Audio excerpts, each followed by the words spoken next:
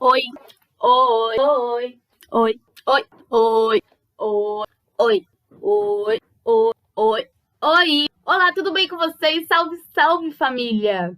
Pra quem não me conhece, meu nome é Larissa. Eu sou bacharel em Direito pela UFRJ. Eu decidi vir aqui hoje para conversar com vocês sobre democracia. É importante destacar que esse vídeo tem como base o livro Ciência Política, do Paulo Bonavides, no capítulo sobre a democracia, e também o meu caderno de Direito Constitucional da pós-graduação, ministrado pelo professor Marcelo Tavares. E por que eu decidi falar sobre esse assunto com vocês? Bom, eu decidi falar sobre esse assunto especialmente porque as eleições estão chegando e nada mais justo do que a gente entender o sistema em que a gente está inserido para a gente entender também qual é o nosso papel enquanto cidadãos dentro dessa sociedade. Então, vamos lá? Bom, para começar, é importante destacar que quando a gente pensa nos filósofos políticos, a grande maioria deles considera a democracia como o melhor sistema político de governo. Se houvesse um povo de deuses, esse povo se governaria democraticamente. Essa frase foi dita por Rousseau. Quando ouço falar que um povo não está bastante preparado para a democracia, pergunto se haverá algum homem bastante preparado para ser déspota. As chagas democráticas curam-se ao sol da publicidade, com cautério da opinião livre, ao passo que os cânceres profundos das ditaduras apodrecem internamente o corpo social e são por isso mesmo muito mais graves. Essa frase foi dita por Clemens. A democracia é o caminho da progressão para a liberdade. Essa frase foi dita por Kelsen. E é o governo do povo, para o povo e pelo povo. É o governo que jamais perecerá sobre a face da terra. Frase proferida por Abraham Lincoln. Beleza, mas afinal, o que é democracia? A democracia, se a gente for analisar a origem etimológica da palavra, demos é povo e kratos é governo. Então, numa tradução literal do latim para o português, significa governo do povo. É um governo no qual a maioria faz prevalecer a sua vontade, sendo respeitadas as garantias das minorias e levando em conta os princípios da liberdade, da igualdade e da publicidade. E sobre esse ponto é muito importante frisar as garantias fundamentais da minoria, principalmente em termos de polarização. As minorias, elas são extremamente importantes para o governo democrático. Primeiro porque sem elas não existiria uma maioria. Além disso, as minorias têm o papel de influenciar nas decisões das maiorias, fazendo com que a maioria reflita de uma forma mais profunda sobre as próprias decisões. Um terceiro ponto, a minoria, ela de certa forma limita o poder da maioria, porque a minoria de certa forma fica mais vigilante sobre a maioria. E por fim, a minoria ela pode um dia vir a ser maioria. Então, existe uma temporariedade no poder da maioria, que dessa forma não faz com que o poder seja um mero instrumento para as suas próprias garantias pessoais. Bom, um reflexo do Estado democrático pode ser visto no preâmbulo da Constituição Federal, que estabelece que nós, representantes do povo brasileiro, reunidos em Assembleia Constituinte para instituir um Estado democrático, promulgamos a seguinte Constituição Federal. Sobre os regimes de governo nos quais se insere a democracia, é importante a gente trazer aqui a classificação feita por Aristóteles. Aristóteles dividiu os regimes de governo em três. A autocracia, ou seja, aquele no qual o poder é concentrado na mão de uma só pessoa. A aristocracia, ou seja, aquele no qual o poder é centrado na mão de um grupo. E, por fim, a democracia, aquele no qual o poder é centrado na mão do povo. Além disso, agora, entrando na democracia, a doutrina e os pesquisadores dividem a democracia em três formas. A democracia direta, a democracia semidireta e a democracia indireta. A democracia direta é um regime não representativo, enquanto a democracia semidireta e a indireta são representativos. Mas vamos analisar cada uma delas com calma. Primeiro, a democracia direta, ou democracia não representativa. Essa é a primeira forma de democracia basicamente conhecida pela história. É a mãe de todas as democracias. A gente pode dizer que a principal forma de democracia direta hoje conhecida é a da Grécia, principalmente quando a gente pensa em Atenas, que era a maior cidade-estado. Nesse local, o povo se reunia na Ágora, onde eles tomavam decisões sobre o futuro político daquela cidade-estado. Na Grécia, o povo dava uma extrema importância ao poder político como um todo. A gente pode dizer que o homem econômico de hoje, ou seja, o homem que está focado na construção do seu próprio patrimônio pessoal, é o homem político de ontem, no qual o homem era extremamente focado nas questões e nos debates políticos da sua própria sociedade. Isso porque o Estado ele era entendido não como algo separado do indivíduo, mas quando você pensava em indivíduo, o Estado era algo, de certa forma, intrínseco a ele. Não existia uma separação entre o indivíduo e o Estado, um antagonismo, uma tensão, como acontece nos dias de hoje. Alguns pensadores e filósofos dizem, inclusive, que essa separação entre indivíduo e Estado foi o que culminou, de certa forma, uma decadência das democracias. Basicamente, nas praças públicas, os homens discutiam e tomavam as principais decisões políticas daquela sociedade. Eles nomeavam generais, discutiam questões de Estado, realizavam julgamentos, entre outras atividades. A principal crítica que se faz ao sistema de democracia direta, principalmente esse grego de Atenas, é o de que o conceito de povo era extremamente restrito, visto que não levava em consideração a quantidade de escravos, que podia inclusive ser muito maior do que aqueles considerados cidadãos atenienses. Além disso, também não levava em conta as mulheres, os estrangeiros e os homens maiores de 20 anos que não possuíam terras. Então, aqueles homens considerados cidadãos, eles tinham um tempo considerável de ócio, de tédio, para que eles pudessem se dedicar integralmente às questões políticas da sociedade na qual eles estavam inseridos. Isso porque os escravos davam conta das suas necessidades materiais, principalmente na sua vida privada. Ainda que essa crítica seja verdade e que nós devemos levar em consideração, é inegável que a democracia direta deixou um legado e uma herança para nós que ainda adotamos a forma democrática de Estado. Como essa herança, como esse legado, nós podemos destacar 3 características: a isonomia, a isotimia e a isagoria. A isonomia significa que todos os cidadãos são iguais perante o Estado. E o cidadão, entendido aqui, repetindo, como o homem maior de 20 anos, detentor de terras públicas, não abrangidos os estrangeiros e os escravos.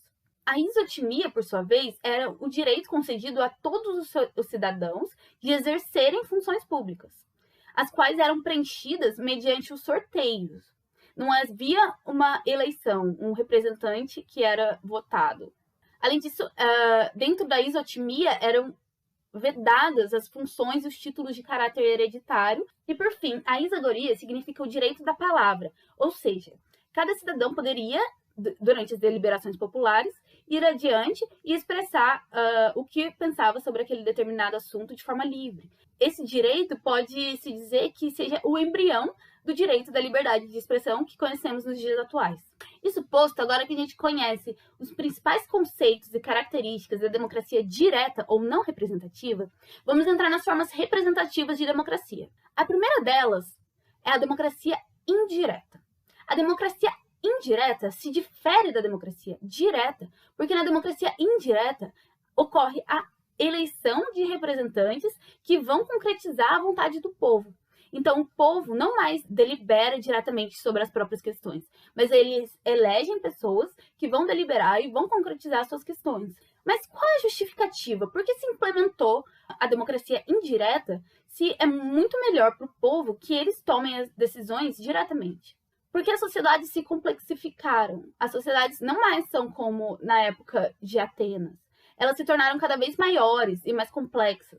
Assim, é praticamente impossível que toda uma nação se reúna numa praça para deliberar sobre determinado assunto. Então, os pensadores entenderam que o sistema representativo seria aquele que melhor se adequaria às necessidades de uma nova sociedade. Além disso, justifica-se a utilização da democracia indireta porque o homem ateniense ele era integralmente político. Ele dedicava todo o seu tempo à atividade política, enquanto o homem moderno ele é acessoriamente político. Ou seja, ele tem que se preocupar em suprir suas questões materiais e econômicas e, de forma acessória, com algum tempo que resta, ele se preocupa com a questão política. Então, ele não poderia dedicar todo o seu tempo a essa atividade. Por isso, foi instituído o sistema de representação, que ele poderia votar em alguém para que essa pessoa pudesse dedicar todo o seu tempo a pensar nas melhores decisões que pudessem refletir os seus interesses, teoricamente. Certo? E uma questão muito importante aqui. Eu peço a atenção de vocês. Qual a diferença da democracia moderna para os sistemas totalitários, como, por exemplo, o nazismo de Hitler e o fascismo de Franco?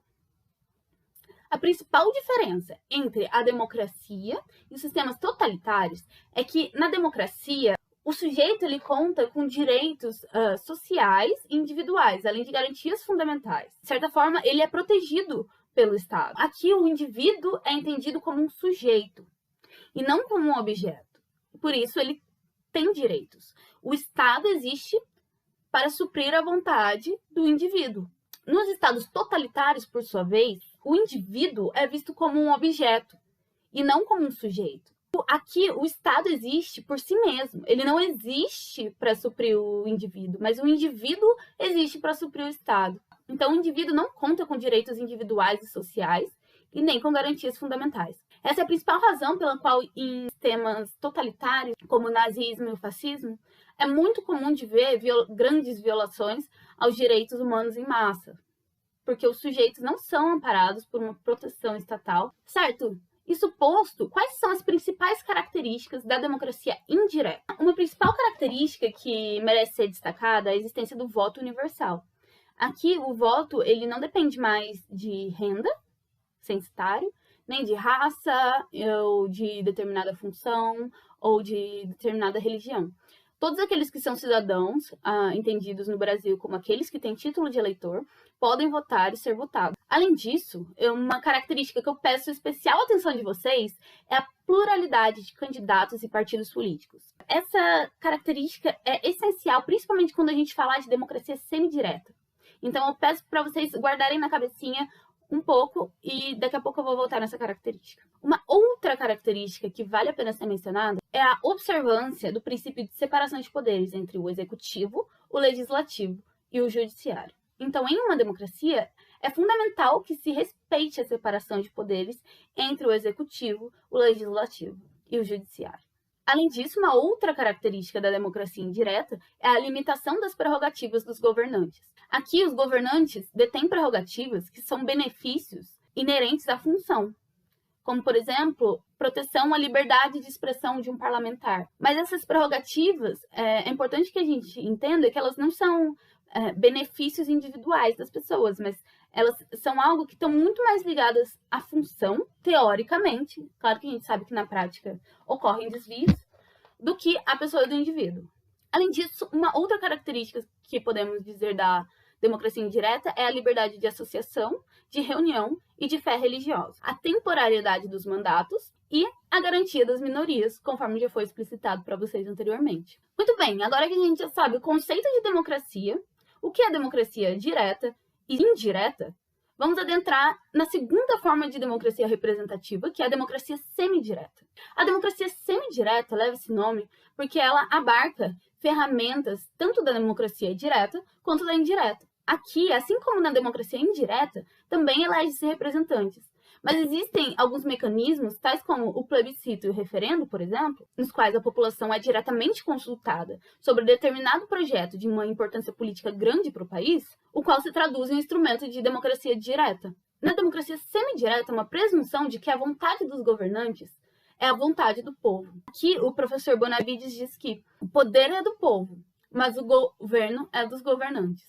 A democracia semidireta foi uma forma de democracia que ganhou força, especialmente após a Primeira Guerra Mundial, com a crise institucional dos governos democráticos do Ocidente. Inclusive, a democracia semidireta é a forma de democracia adotada pelo Brasil atualmente. Cumpre destacar que uma das principais fenômenos que compõem a democracia semidireta são a existência de partidos políticos. Os partidos políticos surgiram em decorrência de um constante clamor de uma população economicamente menos favorecida de fazer a sua voz ecoar, fazendo com que o Estado atenda também essas minorias. Assim surgiu a ideia do partido político, que poderia, de certa forma, representar determinados interesses de uma mesma população. A grande crítica que se faz ao sistema de democracia semidireta é a de que o poder, na verdade, parece pertencer mais aos partidos políticos do que ao povo. Inclusive, o Rousseau tem uma frase emblemática e, de certa forma, profética sobre o assunto, no qual ele diz que a vontade popular, quando exercida através de um intermediário, ela faz com que o seu clamor, ou seja, o clamor popular, corra o risco de se alienar por inteiro. E essa grande crítica à democracia semidireta, que esse intermediário, o partido político, ele dá vazão não ao clamor popular, mas aos seus próprios interesses. Isso é potencializado com aquilo que a doutrina e os pesquisadores chamam de ditadura dos partidos políticos. Ou seja, a conexão dos partidos políticos não seria o povo, mas seria a casa legislativa. E dentro dessa casa legislativa, formaria-se uma maioria de partidos políticos mais influentes e essa pequena maioria da casa legislativa governaria o país. Então, de acordo com a ditadura dos partidos políticos, a soberania estatal não estaria mais na mão do povo, mas na mão de uma pequena maioria parlamentar de legisladores. Aqui a liberdade do parlamentar foi absorvida para que a vontade do partido tomasse lugar. Tá, mas então tudo isso que você falou, com base em tudo isso que você falou, isso significa que os partidos políticos devem ser extintos? Não, eu não estou dizendo isso. Até porque os partidos políticos são um dos componentes de um regime democrático. No entanto, as formas de implementação de um partido político devem ser, sim, repensadas. Como a gente vai fazer isso, eu não sei. Mas um exemplo disso pode ser traduzido, talvez, pela propositura e tramitação da PEC 28 de 2021. O objetivo dessa proposta de emenda à Constituição é que as coligações partidárias sejam extintas.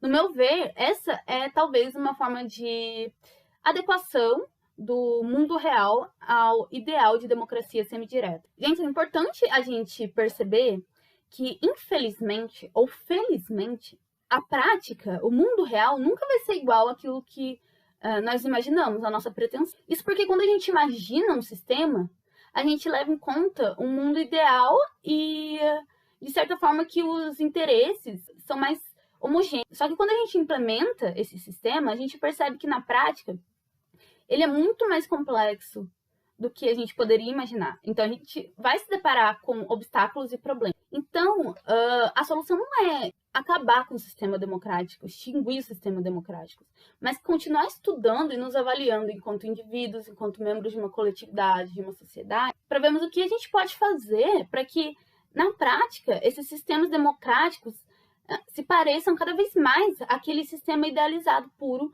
do que seria uma democracia semidireta ideal. Então, basicamente, em resumo de tudo que a gente falou aqui, o sistema democrático é o sistema defendido pela maior parte dos filósofos e cientistas políticos como sendo aquele ideal.